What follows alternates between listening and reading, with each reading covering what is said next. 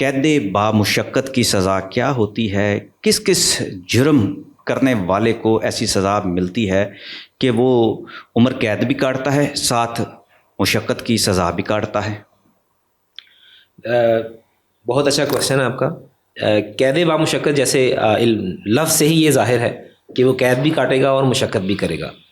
پہلے جو سزائیں ہوتی ہیں، مثال کے طور پر 302 جو قتل کی سزا ہے، یا کسی نے کوئی ایسا انسانیت سے گرا ہوا کوئی جرم کیا ہے بہت زیادہ، یا ریپ کا کیس ہے، اغوا کا کیس ہے، بالکل یہ دہشت گردی کا کیس ہے، چوری کا، بالکل چور کو تو نہیں ہوتی ہیں، لیکن چور بالکل جو ڈاکے کے ساتھ مرڈر ہو گیا ہے، کسی کے ساتھ ریپ ہو گیا، تو یہ چیزیں ایڈ ہوتی ہیں جو بالکل ریگورس امپریزنمنٹ اس میں ملتی ہیں.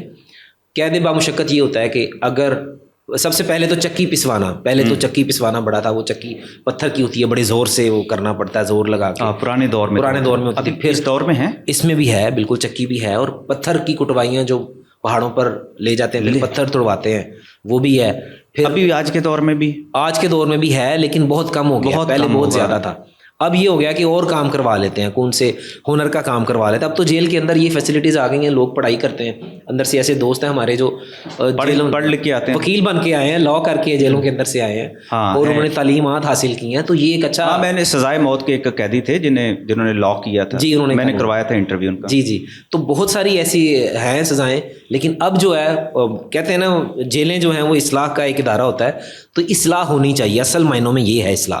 تو جو قید بامشقت ہے، وہ مشقت کی سزا جب وہ سزا سنا دی جاتی ہے تو وہ پھر ان سے کام لیا جاتا ہے، صفائیاں کروائی جاتی ہیں. یہاں تک کہ اندر جو جیل قیدیوں کی روٹیاں ہیں وہ پکانے کی کسی کی ڈیوٹی لگا دیتے ہیں، ہانڈی پکانے کی کسی کی ڈیوٹی لگا دیتے ہیں، صفائیاں پوری جیل کی جو بیرکیں ہیں ان کی صفائیوں کی ڈیوٹیاں لگ جاتی ہیں. تو یہ بھی غسل خانوں کی، واش روموں کی، جی یہ بھی مشقت میں آ جاتا ہے. اور کیاریاں بنانا، باغیچے بنانا، یہ سارا جو جس کے پاس جو کام آتا ہوگا نا، وہ اس سے پہلے جیل انتظامیہ دیکھے گی اس کو کیا کیا کام آتا ہے، اس کے مطابق جیل کی باؤنڈری کے اندر وہ جیلر کی بھی تو خدمت کر سکتے ہیں. بالکل ظاہری بات ہے، وہ بھی مشقت کا حصہ ہے. بالکل مشقت کا حصہ ہے.